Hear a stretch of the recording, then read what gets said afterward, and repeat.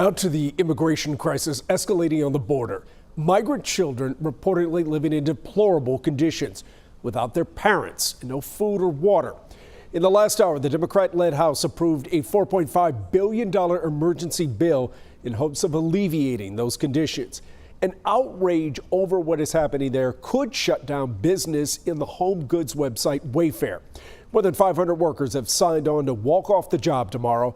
They claim Wayfair sold $200,000 in furniture to a government contractor that operates those centers. The workers say they don't want to be a part of that. Now Wayfair does have a warehouse in Flower Mound, but we don't know if any of those workers will be a part of that protest. The problem boils down to thousands of people arriving at the border seeking asylum. Now, some of those migrants were supposed to come to Dallas, but never did. So what happens to all the donations that were collected to help them? Alex Rozier takes a look. Dallas Responds found volunteers and money.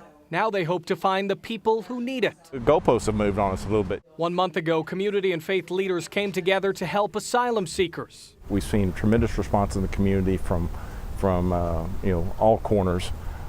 People that this strikes a chord and they want to reach out and help. Asylum seekers are people vetted by ICE, the FBI, and Homeland Security with a legitimate claim to asylum. They're allowed to enter the states pending a court date. This group wanted to help provide a place to stay while they wait. We're in the compassion business. We're trying to help people that need our assistance. A few weeks ago, they thought they'd welcome 2 buses per week this summer in the Dallas area. Now they believe they are getting stopped in Mexico.